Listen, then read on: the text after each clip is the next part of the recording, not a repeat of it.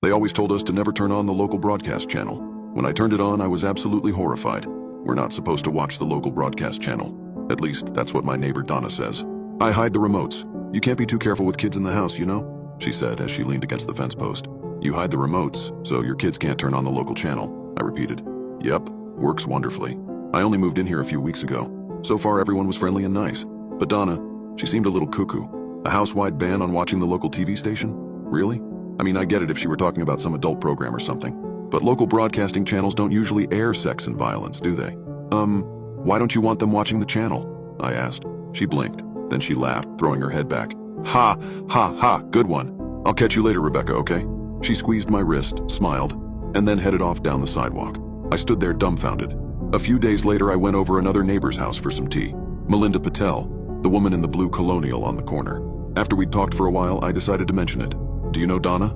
I ventured. Melinda nodded, taking a sip of tea. Oh yes, we go way back, both original owners.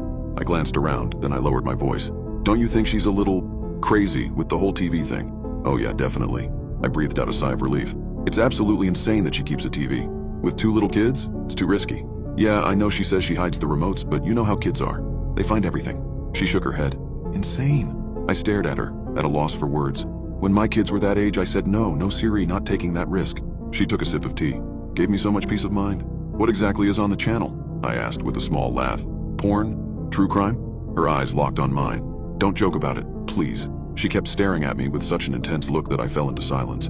I changed the subject to her flower garden, and her peppy personality snapped right back. And then there was Jerry. Around 4 p.m., she swung by our house an hour after I'd returned from Melinda's. Just wanted to see how y'all are settling in, she said, giving us a big smile. Yeah, we're good. She came in all smiles and chit-chat. But when her eyes fell on our big screen TV mounted over the fireplace, she froze. Oh, you have a TV? Yes, we do. Well, okay, she said, eyeing our 5-year-old son playing in the corner. She lowered her voice. Did you tell him not to? No, okay, let me show you. You can actually program the TV so it can't go to channel 13. A neat little hack I learned the first few weeks here. That's okay, I said. We don't need it. Suddenly, realization swept over her face. Ah, y'all don't have cable. Good idea. You can get so much with streaming services and all. We've got cable, but we're sure to disconnect it at night. Ah, smart, I said, finally catching the gist. So the kids won't sneak down and watch it while you're sleeping, huh? No, we don't got kids. But you know, we don't want to end up like Jeremy, waking up in the middle of the night to his TV on. She shook her head. So awful. What happened to him? She glanced to my son again. Not in front of him, she whispered. Then it was back to small talk, and soon after she left. So weird, I said to my husband Ben. Why's everyone so weird about the local broadcast channel? He shrugged. I don't know. I mean, they can't be broadcasting something so awful, right? Aren't there laws about that? He nodded. Maybe it's some sort of bizarre prank they're playing for us, like hazing, or maybe a psychological experiment. He laughed. Did we unknowingly move into a neighborhood of social psychologists? I don't know, but it's really weird. After our son Nathan fell asleep, I found Ben sitting in front of the TV, turning the remote over in his hands. I'm thinking about turning it on, he said. Turning on channel 13? He nodded. I'm going to bed, I said, crossing my arms. And I think you should join me. Ben broke into a grin. Ha, you're scared. Well, listen, you go on upstairs and hide under the blankets. I'll be up in 5 minutes. Okay, fine. I plopped down on the sofa next to him. I'll watch it with you. You win. He grinned. The TV flickered on, casting eerie blue light on the walls. I watched as his thumb pressed the numbers 1-3. Then it was on. A man appeared on the screen sitting at a desk.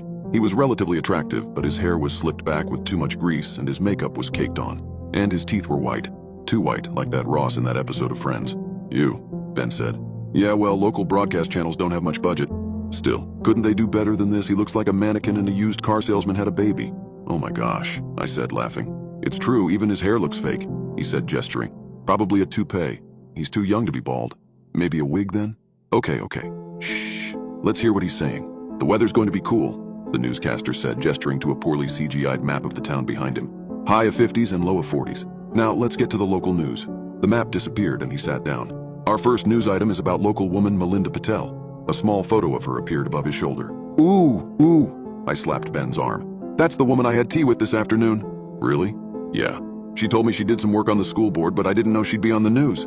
Last week, Melinda Patel passed a motion to have discounted school lunches for everyone. The newscaster continued. No doubt the fact that she's fucking the principal played a role in the decision. Ben and I froze. What did he just say? I said. He said she's fucking the principal. He can't say that on TV. Well, now we know why the kids aren't allowed to watch, Ben said, starting to giggle. I stared at the strange mannequin man, dread sinking in. He smiled back, eyes blankly staring ahead as he read off the teleprompter. And Jerry Johnson, the local librarian, drunk herself to sleep after a phone call from her son. Wait, I thought Jerry said she didn't have kids. He shrugged. Maybe she lied. Maybe this guy is making it up. For all we know, this guy is just spewing garbage to get people to watch. The smile faded from the newscaster's face. He inclined his head slightly, blue eyes locked on the camera. Let's move on to new resident Ben Hernandez. My blood ran cold. He can't keep his froggy little mouth shut, can he? The newscaster said in a lilting tone. He has to compare me to a mannequin, so his wife thinks he's funny. His blue eyes stared at us from the screen, empty and hollow. Mouth curled into a small smile. How does he know that? I whispered. Ben glanced at me fearfully, then grabbed the remote and quickly pressed the power button. The TV didn't turn off. Let's get out of here. He grabbed my hand.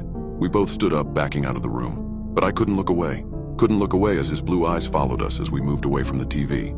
Just before we got out of view, he smiled.